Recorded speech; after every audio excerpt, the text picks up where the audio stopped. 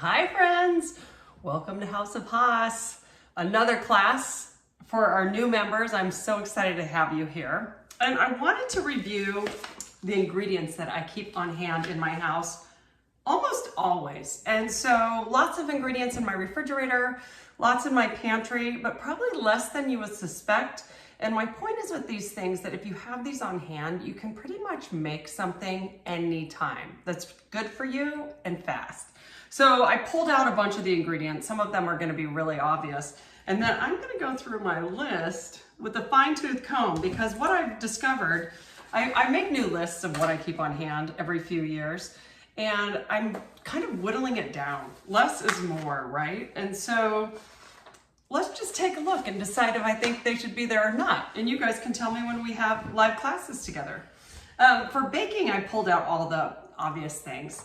Baking powder, baking soda, brown sugar, granulated sugar, powdered sugar if you like to decorate things. I don't know if we really need that though. And then because I have been cooking gluten-free for a decade, I always keep gluten-free flour on hand as well as regular all-purpose flour. And when I'm teaching you, I'll try to use them interchangeably or tell you about the differences in recipes, right? So you know that what to expect if you're using one or the other. Semi-sweet chocolate chips, yes, I still keep those around, as well as whole oats, which are over here. I use oats a lot when I want to, well, if I want to make like a trail mix, a granola bar, or if I want to bake a cookie. Oats are a great way to add something that's decent for you, add volume and flavor without sugar, right? Oh, you can't see me with my glasses. Okay, let me take the glare off. Freezer, these are all in sections. So baking, on to freezer. Chicken, whole or chicken breasts, ground beef or ground turkey, organic frozen fruit. We keep a ton of it on hand. First of all, organic frozen fruit is less expensive than you would think. And so if you're trying to eat organically and you like fruit, it's a great idea to buy it frozen. But my sons make smoothies all the time, so it's great for that. I keep organic frozen spinach on hand. I don't think it's even organic, just frozen spinach. Fruit, let's talk about the fruit I keep in my refrigerator on the counter. It's all about the citrus, you guys. Lemons, limes, oranges, I use them all the time when I cook. Lemon especially helps balance everything. You'll be blown away by how much we're gonna use it. In vinaigrettes, in sauces, in everything. Okay, and then I keep Fuji apples on hand because they're good for snacking. So those are the only fruits I keep on hand all the time. Okay, are you ready for my pantry list? Couscous. I don't think we have to have that all the time. Chicken stock, yes. High quality, low sodium, organic if you can. Coconut milk, we're gonna use it a lot. It is just so handy and it can help bring out the flavors in so many dishes. You're gonna be totally surprised if you don't use it normally. Coffee, I don't think we need coffee on the list. I just need it to drink.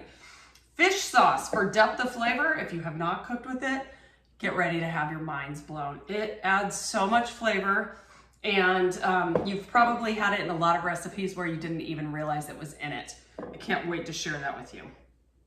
Garlic and ginger, fresh I buy. Olive oil, you guys are gonna hear me talk about it all the time. I have extra virgin on hand for doing vinaigrettes and things where you're not cooking with the oil. You do not need extra virgin if you're using olive oil to cook a recipe over heat, okay? Then the other oils I keep on hand are avocado oil. We've learned that it is really good for you.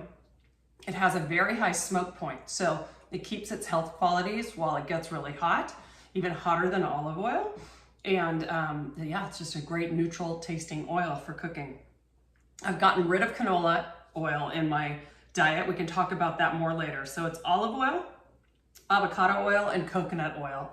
Another total winner that has come back and is now popular because it's not hydrogenated. It's when you hydrogenate things that they make them really bad for you.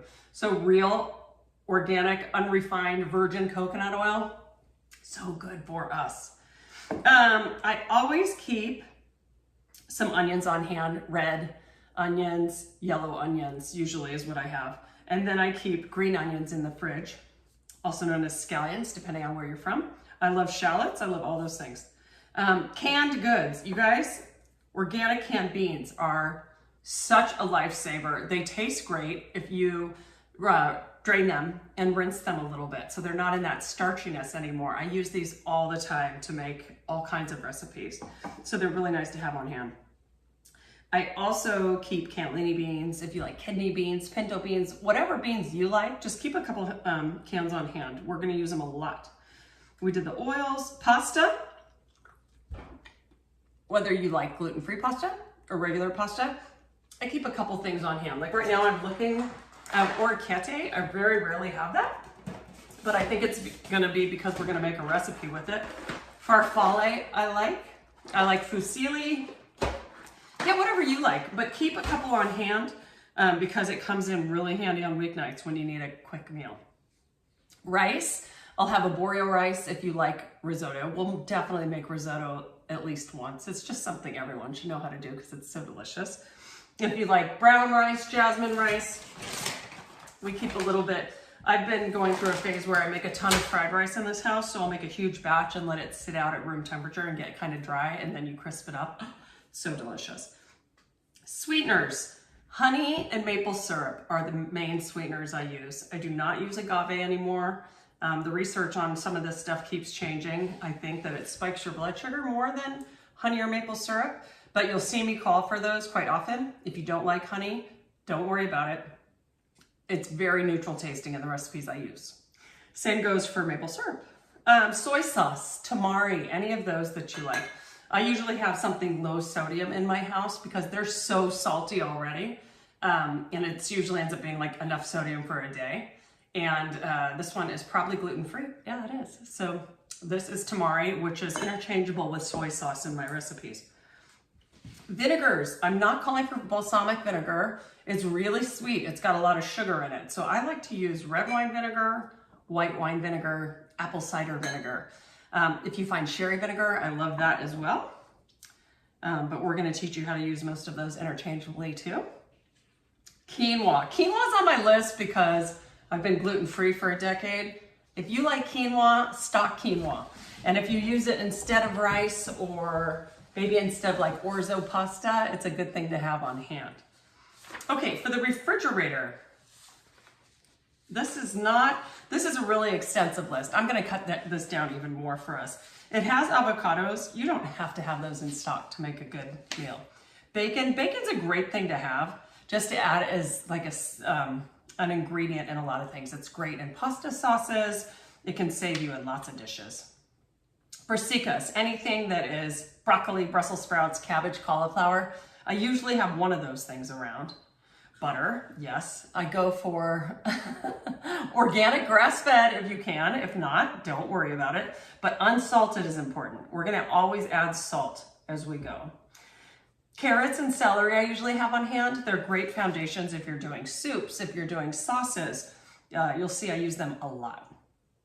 Dijon mustard is a binder I use. I use it for a binder all the time in sauces and vinaigrettes. Eggs. I love eggs. I don't keep a ton of fish. I usually shop for my fish once a week and I eat it quickly. So we'll talk about that too. But fresh herbs, you guys, parsley, basil, thyme, mint, chives, any of those. I use herbs practically every day in my cooking. They add such a nutritional punch and such a flavor punch. I highly recommend keeping them on. Italian flat leaf parsley lasts in your fridge for days and days. It's the best place to start, I think. Lettuces and greens, whether you're doing like romaine or even iceberg. I love iceberg lettuce. You can do kale, arugula, any of the green lettuces that you like. We'll use them all the time. I call for mayonnaise. I love it. What can I say? I use it to bind things as well. Milk, whether it is whole milk. I'm not a fan of skim and non-fat for the process and the sugar that's added. I either do whole milk or I do nut milk and or oat milk, up milk. I usually have some sort of cheese. Mozzarella is a great one, obviously for melting. If you need it to finish a dish, make quesadillas, do anything quickly, but we usually have some sort of cheese in the house. We got eggs already. Parmigiano Reggiano. It's not a must-have, but having a chunk of good Parmesan cheese in your house to grate onto dishes to finish it, whether it's like a baked dish like with chicken and tomatoes, or it's a pasta sauce, so delicious. Okay, last but certainly not least, let's talk about spices. I love spices. They all have different health properties that you'll hear me harp on and on about. But this is a pretty big list, and I'm going to tell you the ones I use the most out of this. So I call for in our pantry allspice. Don't really use it that much. I think I'm going to mark it out. Black peppercorns, yes. I use fresh pepper, or I use the whole ones and I grind them. I don't buy the pepper that's already ground into bigger chunks. I don't care for it, but that's just me. Chili powder, sure. Cinnamon, cloves, great for baking. Cumin, curry powder, yes. Fennel seeds, yes. I use fennel seeds more than fennel powder. You'll learn why. I just love them. Ginger, ground ginger is great for baking. Kosher salt, friends, make this your friend. If you learn one thing from me in this entire video, it is to throw out the iodized salt and replace it with kosher salt. This is what 99% of chefs use in their recipes for you. The flavor's better. It's better for you from a health perspective. You won't oversalt your food if you use this. Please, please. I love sea salt.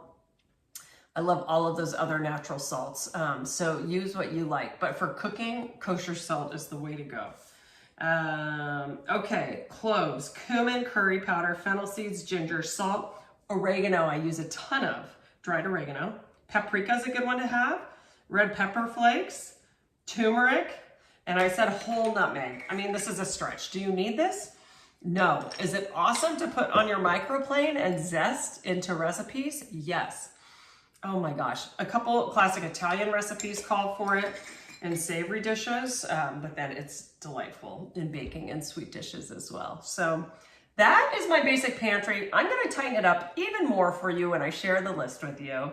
And I cannot wait to get